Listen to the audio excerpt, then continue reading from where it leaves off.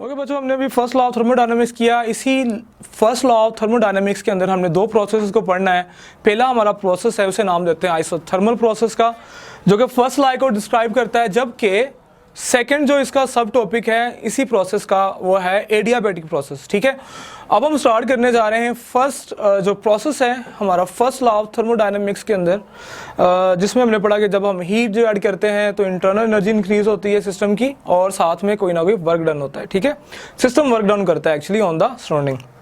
अब हम जो करने जा रहे हैं वो है इसका सब topic isothermal process. Isothermal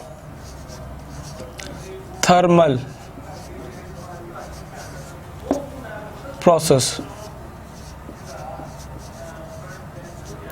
okay बच्चों, आइसोथर्मल, आइसो का मतलब सेम, थर्मल यानी टेम्परेचर के लिहाज से, प्रोसेस कोई भी जो वर्किंग है। तो आइसोथर्मल प्रोसेस बच्चों ऐसा प्रोसेस होता है जो कि एक कांस्टेंट टेम्परेचर के ऊपर कैरिड आउट हो, यानी कि एट कांस्टेंट टेम्परेचर के ऊपर जो है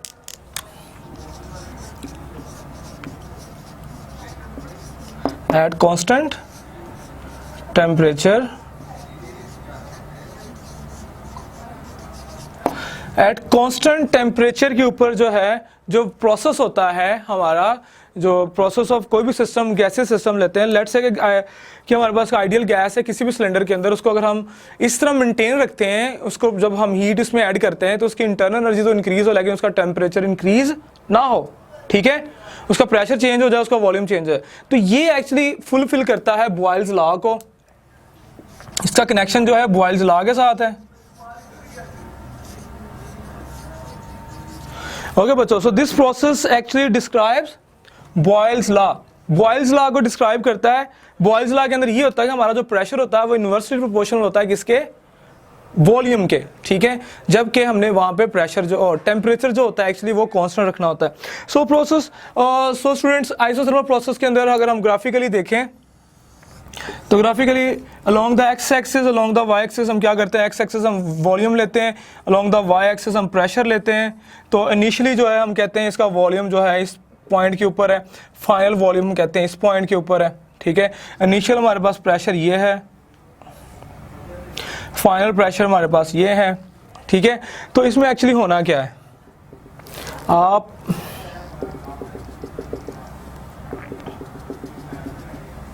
ठीक है, ये फाइनल टच है इसका। ओके, तो एक्चुअली होता ये है कि हमारे पास ये जो कर्व होती है जिसमें ये हमारे पास V1 है, ये V2 है।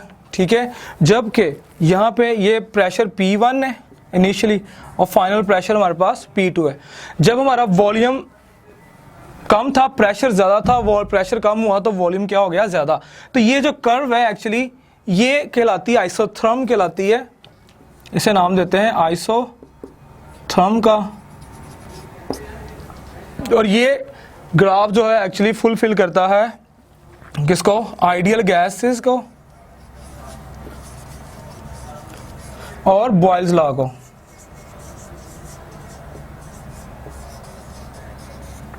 ठीक है, यानी कि at constant temperature for ideal gas for fix amount of moles और नंबर ऑफ मोल्स, हमारे पास जो प्रेशर होता है एक्चुअली वो इन्वर्सली प्रोपोर्शनल होता है किसके, वॉल्यूम के। यानी कि हमारे पास P1 V1 equal P2 V2 होगा। अब हम कोई भी वर्क डन करें या वर्क डन करता है सिस्टम, या हम सिस्टम पे वर्क डन करें किसके कॉन्सिक्वेंस में, जब हम हीट ऐड करेंगे उसकी इंटरनल एनर्जी इंक्रीज होगी। अगर उसकी इंटरनल एनर्जी इंक्रीज होती है तो उसके लिए ज़रूरी है कि उसका टेम्परेचर जो है वो मेंटेन रखा जाए। तो बच्चों आइडियल गैस के केस के अंदर हम क्या देखते हैं, when we deal with the ideal gas, ideal gas में हम कहते हैं कि उसकी पोटेंशियल एनर्जी क्या है, वो जीरो है। आइडियल गैस के लिए इन केस आइडियल गैस हम कहते हैं पोटेंशियल एनर्जी जीरो है। जब उसकी पोटेंशियल एनर्जी जीरो है, उसकी चेंज इन इंटरनल एनर्जी वो क्या होगा, जीरो होगा, क्योंकि अगर इंटरनल एनर्जी चेंज होगी तो उसका टेम्परेचर भी चेंज हो जाएगा। सो हमारा जो फर्स्ट लॉ था वो क्या था, डेल्टा U प्लस W, ये खत्म हो जाएगा और सिर्फ वर्क डन रह जाएगा। इट मीन्स दैट जितनी हमने हीट ऐड करेंगे वो सारे का सारा वर्क डन हो जाएगा। वो गैस क्या करेगी, सारे का सारा वर्क डाउन जो है वो कर देगी। ठीक है, तो होना क्या एक्चुअली, जब किसी भी सिलेंडर के अंदर हीट गैस है, आइडियल गैस है, उसकी इंटरनल एनर्जी चेंज नहीं हुई, यानी उसकी इंटरनल एनर्जी कांस्टेंट रखते हैं ताकि उसका टेम्परेचर कांस्टेंट रहे। कांस्टेंट टेम्परेचर के ऊपर जो है जब इंटरनल एनर्जी जीरो होती है, यानी no change in energy. Internal energy zero का मतलब ये नहीं है कि इंटरनल एनर्जी है ही नहीं, इसका मतलब है चेंज इन एनर्जी जीरो है। एनर्जी के अंदर इंटरनल एनर्जी हमें चेंज नहीं लेके आना क्योंकि उसका टेम्परेचर चेंज नहीं हुआ। तो सारे का सारा जो हीट है, सारी की सारी हीट जो कन्वर्ट हो जाएगी किसमें, वर्क डन में। एक्चुअली ये केस आइडियल गैसेस के लिए है, जनरल केस नहीं है। अगर हम चाहते हैं कि हमारा आइसोथर्मल प्रोसेस हो, तो अगर हमने हीट उसके अंदर इजेक्ट की है, हीट डाली गई उस सिस्टम के अंदर ऐड की है, डेफिनेटली उसकी इंटरनल एनर्जी चेंज होनी है। तो इसका मतलब ये है कि अगर हम ट्रांसफरिंग कर रहे हैं हीट को एक फॉर्म में दूसरी फॉर्म में, या हम आइसोथर्मल प्रोसेस कर रहे हैं, या हीट को हम ट्रांसफॉर्म कर रहे हैं एक प्लेस से दूसरी प्लेस तक, तब हमारे पास ये चांसेस है अगर हम सडनली करते हैं तो उसकी इंटरनल एनर्जी चेंज हो जाएगी, उसकी इंटरनल एनर्जी में कोई ना कोई फर्क आएगा। इसके लिए ज़रूरी है कि वो प्रोसेस वेरी वेरी स्लो हो, यानी very slow process required to fulfil this equation. Slow process के लिए, फॉर आइडियल गैस के लिए, फॉर द आइसोथर्मल प्रोसेस के लिए ज़रूरी है कि हम जो वर्कआउट करें ऑन द सिस्टम या हीट प्रोवाइड करें, जो वर्क डन करेगा बाय द सिस्टम, वो प्रोसेस हमारा वेरी वेरी स्लो होना चाहिए। यानी कि हमारी जो एक्सपेंशन है या कंप्रेशन है वो वेरी वेरी स्लो होनी चाहिए। Smooth and very very slow process required to fulfil this process, isothermal process at constant temperature, no change in temperature, no change in internal energy in case of the ideal gases. So this is the you can say isothermal process. Next process जो है बच्चों इसी से related वो है हमारे पास adiabatic process. So adiabatic process के अंदर हम क्या देखते हैं, ये तो था at constant temperature, ठीक है। अब हम जो लेके जाने लगे हैं एडियाबैटिक प्रोसेस को, तो एडियाबैटिक प्रोसेस वो है कि जब हम कहते हैं no heat enter, no heat evolve. Second sub topic of first law of thermodynamics which is topic number 11.4 adiabatic process. Recently we have learn adiabatic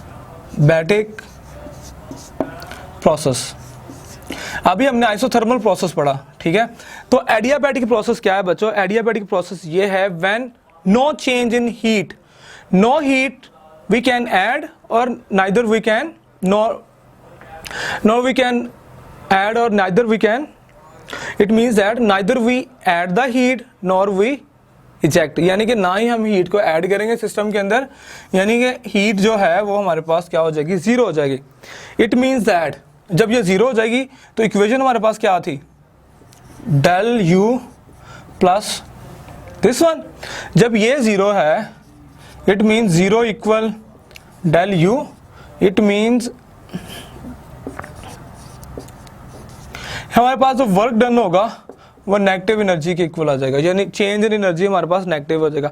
अगर हम एक्सपैंड करते हैं गैस को, अगर हम कंप्रेस करते हैं by working on the system, तो होगा क्या कि वो एक्सपेंशन जो कि सिस्टम ने की या हमने की, वो एक्चुअली यूटिलाइज करेगी किसको, एनर्जी को। इंटरनल एनर्जी में चेंज आएगा, उसका टेम्परेचर डिक्रीज हो जाएगा। इंटरनल टेम्परेचर जो है सिस्टम का, इंटरनल एनर्जी डिक्रीज होगी। As a expense of internal energy we can get work done, and as a work done we can increase the internal energy, यानी कि इंटरनल एनर्जी में change आएगा, उसका temperature change हो जाएगा, ठीक है। तो उसका टेम्परेचर इंक्रीज कर जाता है, जैसे हमने वो पंपिंग सिस्टम के अंदर पढ़ा। तो एडियाबैटिक चेंज जो है एक्चुअली जब हम रैपिडली, उसके अंदर बड़ा स्लो प्रोसेस था। आइसोथर्मल प्रोसेस जो था वो हमारा वेरी वेरी स्लो प्रोसेस, जबकि ये हमारा जो एडियाबैटिक प्रोसेस है इसके अंदर एक्चुअली होता ये है कि हम रैपिडली जो है एक्सपेंशन और कंप्रेशन कर रहे होते हैं पिस्टन के अंदर। तो इंसुलेटेड सिलेंडर लेते हैं, अगर हम कोई भी उसके ऊपर पिस्टन रखा हुआ है, तो वो एग्जांपल हमारे पास कहलाती है एडियाबैटिक प्रोसेस की। तो एडियाबैटिक प्रोसेस के अंदर एक्चुअली तीन चीज़ें होती हैं। पहली एग्जांपल जो है एडियाबैटिक प्रोसेस की हम लेते हैं वो है escaping of the air from the bus tyre. जैसे आपकी गाड़ी का टायर या बाइक का टायर या जो आपकी बाईसाइकिल उसका टायर फटता है, तो एकदम से जो गैस इजेक्ट होती है, एस्केप होती है, वो एक सडन जो आपका प्रोसेस होता है एक्चुअली वो एडियाबैटिक प्रोसेस को जो है वो कह लें कि रिप्रेजेंट करता है। इसी तरह आपकी सडन जो है या रैपिड आपकी एक्सपेंशन है, कंप्रेशन है, साउंड वेव्स जब पास आउट होती हैं थ्रू द एयर मॉलिक्यूल्स तो कहीं पे कंप्रेशन आ जाता है, ठीक है। ये साउंड वेव्स जो है जा रही हैं, कहीं पे रेयरफेक्शन आ जाता है, ठीक है। तो साउंड वेव्स जब गुजरती हैं मीडिया के थ्रू, यानी कि लेट्स से एयर के थ्रू, गैस मॉलिक्यूल्स जो है कहीं पे कंप्रेस हो जाते हैं, कहीं पे रिलैक्स हो जाते हैं, एक्सपेंशन आ जाती है और कहीं पे कंप्रेशन आ जाती है। उस वजह से इस एरिया का टेम्परेचर इंक्रीज हो जाता है, इसका कम हो जाता है, तो फ्लक्चुएशन आती है उसकी इंटरनल एनर्जी में और इसके टेम्परेचर में। तीसरी जो एग्जांपल है इसकी वो है क्लाउड फॉर्मेशन। क्लाउड फॉर्मेशन में भी यही होता है, जो आपके कंडेंसेशन प्रोसेस हो रहा होता है, एक्चुअली जो प्रेशर इंक्रीज डिक्रीज हो रहा होता है उस दौरान भी आपके क्लाउड्स बन रहे होते हैं, जो आपके जो वेपर्स होते हैं, वाटर वेपर्स, वो क्लाउड फॉर्मेशन के दौरान जो है उसमें भी इंटरनल एनर्जी में चेंज आता है, टेम्परेचर चेंज होता है। तो in case of adiabatic process अब हमारे पास वो इक्वेशन नहीं रहती P1 V1 equal P2 V2, ये अब फेल हो जाती है, ठीक है। इसके लिए इक्वेशन जो बनेगी वो होगी PV कांस्टेंट।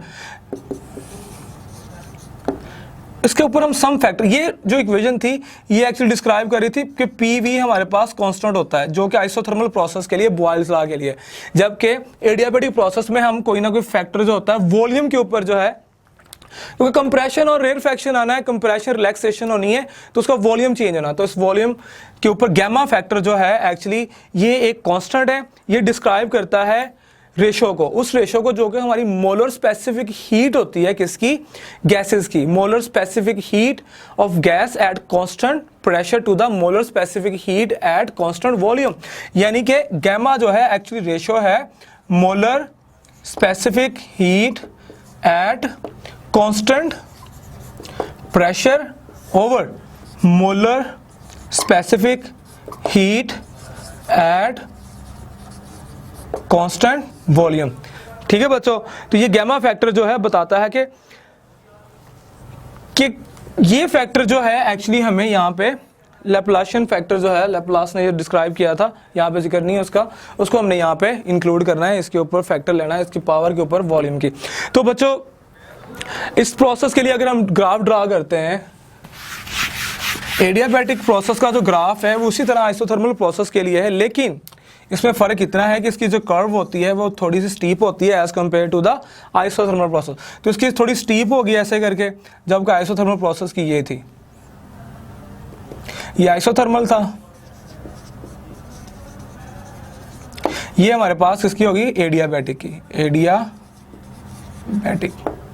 इसे एडियाबैट भी कहते हैं। एडियाबैट हमारे पास क्या होता है एक्चुअली, एडियाबैट ये कर्व होती है जो कि प्रेशर वर्सेस वॉल्यूम जो है वो ली जाती है,